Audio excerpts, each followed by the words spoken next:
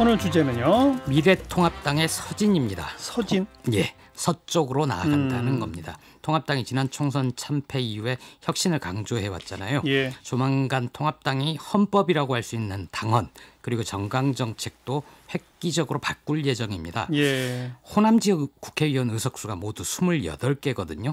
지난 총선 때 제1당 경쟁을 하던 통합당은 호남 지역에 12명밖에 후보를 못 냈습니다.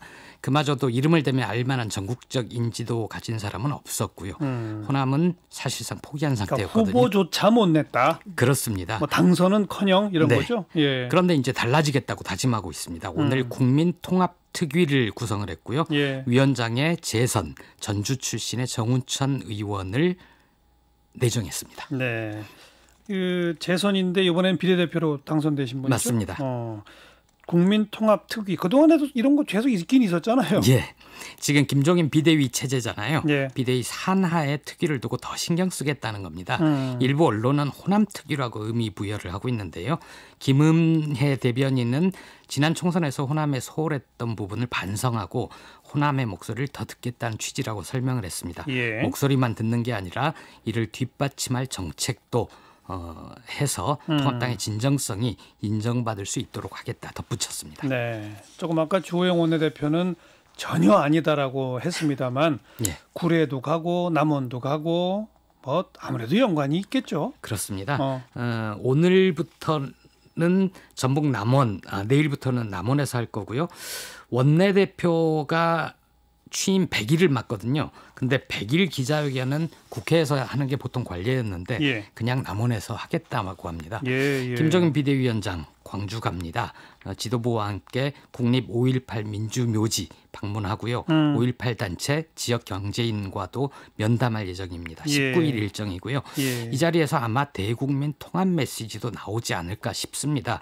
좀 늦긴 했지만 제1야당의 전국정당화를 위한 노력 박수치고 환영해야 할 일이라고 당연하죠. 봅니다. 네.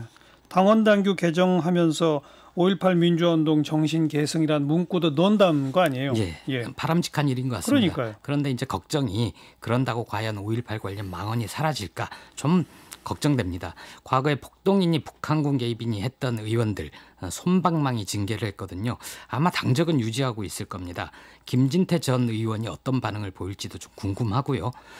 호남을 전략지역으로 선정을 하고 총선 때 비례대표 공천을 하면서 일정 비율을 호남 출신으로 배정하는 규정 추가할 것 같습니다. 예전부터 한두 명은 지도부에 포함시키고 당선권에 배치를 했는데 만약 그거를 당헌당규에 명시를 한다면 어느 정도 하는지 봐야 될 것 같습니다. 네.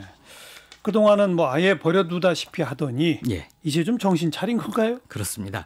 지역 갈등, 구체적으로 영호남 갈등하면 영남과 호남이 얼추 비슷할 것 같잖아요.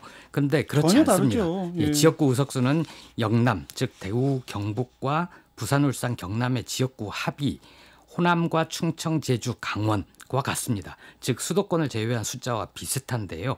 지역구가 인구를 기준으로 하니까 유권자 수도 마찬가지일 겁니다. 그럼요. 영남 중심 정당에서 영남을 석권을 하고 수도권의 절반만 차지해도 국회의석 과반 차지할 수 있었죠. 그동안 그랬죠. 예, 그래서 과거 권위주의 정부는 일부러 지역 감정을 조장하는 경우도 있었는데요. 예. 그런데 이번 총선 결과를 보면서 뜨거한 것 같습니다. 과거 정치 셈법이 통하지 않을 수도 있다. 그런 위기감 느꼈고요. 영남 중심 그리고 극우 세력에 휘둘리는 보수정당 틀로는 앞으로 있을 선거에서 판판이 깨질 수도 있겠다는 위기감 깔려 있는 것 같습니다. 그럼요. 그래서 변화 이상의 변화 약속하고 있고요. 아직도 몸에 밴 익숙함과 가야 할 방향이 일치하지 않을 때가 종종 있지만 크게 모아서 탈이념, 탈진영, 탈지역을 표방하고 있습니다. 네. 아스팔트 극우와 결별하고 실용 중도 세력으로 나아가겠다는 거고요. 영남 중심 정당에서 이젠 전국 정당으로 가겠다는 거죠. 그러려면 호남에서 영남에서 민주당이 받는 지지의 최소한 절반이라도 받아야 하는 겁니다. 네, 호남 유권자뿐 아니라 호남 출신인데 다른 지역 수도권에 사는 분들 이런 분들도 많은 거 아니에요? 맞습니다. 그러니까요. 김종인 위원장이 이렇게 얘기를 했습니다. 호남에 후보를 내지 않는 것은 다른 지역 호남 출신 유권자도 버리는 것이다. 맞는 얘기죠. 수도권에서 참패한 것도 그와 관련돼 있다는 분석도 있습니다. 보수 정당 출신으로 호남에서 유일하게 재선에 성공했던 사람이 있거든요. 이정현 전 의원. 지금은 무소속이지만 예. 대표까지 지냈었죠. 이런 얘기를 했습니다. 수도권 인구의 15에서 20%가 호남 출신이다. 통합당의 호남 포기 그리고 5.18 막말에 붕괴해서 민주당에 몰표를 주고 있다.